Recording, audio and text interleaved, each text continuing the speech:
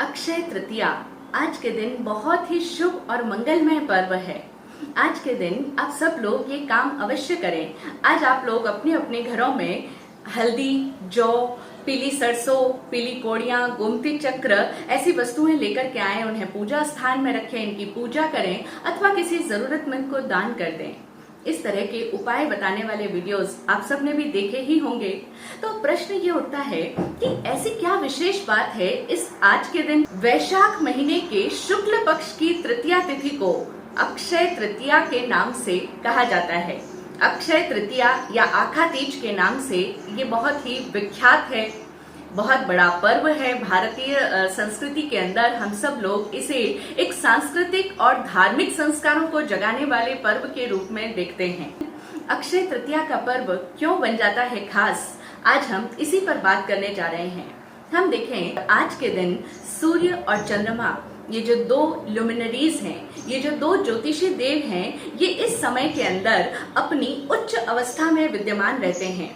वैशाख महीने में सूर्य अपनी उच्च राशि मेष में विचरण कर रहा है और इसी समय में चंद्रमा भी अपनी उच्च राशि वृषभ में और साथ ही प्रिय नक्षत्र रोहिणी में संचरण कर रहा है।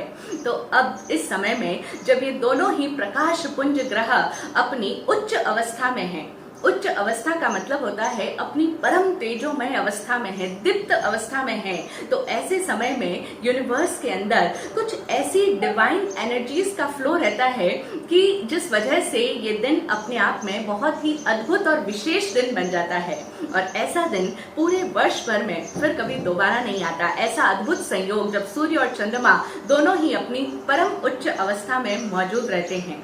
और साथ ही साथ इस तिथि को अक्षय तिथि क्यों कहा जाता है, इसका कारण बताते हुए कहते हैं कि भारतीय ज्योतिष के अनुसार हम सब लोग जानते हैं कि हमारे यहाँ जो तिथियों की गणना होती है वो चंद्रमा और नक्षत्रों की गति के अनुसार होती है। और चूंकि चंद्रमा की गति कभी बढ़ती है कभी घटती है, इसी वजह से हमारे यहाँ जो हिंदू ज्योतिष में हम देखते हैं प्रथमा, दूज, चौथ, पांचम, छठ, सप्तमी, ये तिथियां कभी बढ़ जाती है और कभी इनका क्षय हो जाता है, यानी कभी ये घट जाती है। जैसे कि अभी पिछले दिनों में चतुर्दशी का क्षय हुआ था। तो इसलिए हम देखते हैं कि ये तिथियां कभी घटती बढ़ती है, लेकिन ये जो वैशाख महीने के शुक्ल पक्ष की तृतीया तिथि होती है, इस तिथि का आज तक हजारों वर्षों में कभी भी क्षय नहीं हुआ। ये तिथि कभी भी घटी नहीं, कम नहीं हुई, इसीलिए इस दिन को, इस तिथि को अक्षय तिथि कहा जाता है। और यही कारण है कि भारत के अंदर ये विश्वास है कि ये जो अक्षय तृतीया का दिन होता है, ये अनपूछा मुहूर्त होता है। किसी को पूछने की जरूरत नहीं है। आज के दिन कोई भी व्यक्ति जो भी मांगलिक कार्य का आरंभ करता है वह शुभ होता है और वह चिरस्थायी हो जाता है।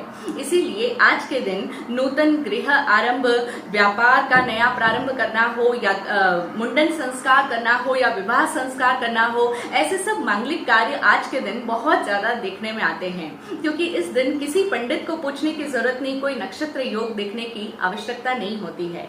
और ऐसा भी कहा जाता है कि इस अक्षय तृतीया के दिन व्यक्ति जो भी धार्मिक कार्य करता है, यज्ञ, जप, तप, दान इत्यादि का जो भी पुण्य कार्य करता है, उसका फल अक्षय हो जाता है। यह इस अक्षय तृतीया के पर्व की विशेषता है। और जैसा कि हम सब लोग जानते हैं, जैन परंपरा के अनुसार तो यह अक्षय तृतीया का दिन बहुत ही महत्वपूर्ण दिन माना जाता है, क्योंकि आज ही के दिन प्रथम तीर्थंकर आदिदेव भगवान ऋषभ देव का 1 वर्ष से कुछ अधिक समय तक का जो उग्र तप चल रहा था, उनका पारणा, उस तपस्या का पारणा श्रेयांस कुमार के द्वारा हुआ था। इक्षु रस के द्वारा उन्होंने भगवान को आज ही के दिन पारणा कराया था। और जो श्रेयांस कुमार ने वह जो दान दिया था, प्रथम दाता हुए थे वे इस युग के, तो वह दान उनका अक्षय फल प्रदान करने वाला बन गया था। वैदिक मान्यता के अनुसार जमदग्नि के पुत्र परशुराम जी का जन्म भी इसी दिन हुआ था। और कई लोग कहते हैं कि सतयुग का आरंभ भी इसी तिथि के दिन से हुआ था। जैन धर्म के अनुसार दान, शील, तप और भाव, ये 4 मोक्ष प्राप्ति के उपाय कहे गए हैं। इनमें से 2, दान और तप, इन दोनों का ही अद्भुत संबंध इस अक्षय तृतीया पर्व के दिन के साथ में जुड़ा हुआ है। इसीलिए संसार भर में ये पर्व सदा ही स्मरणीय बन गया, अक्षय बन गया। जय हो।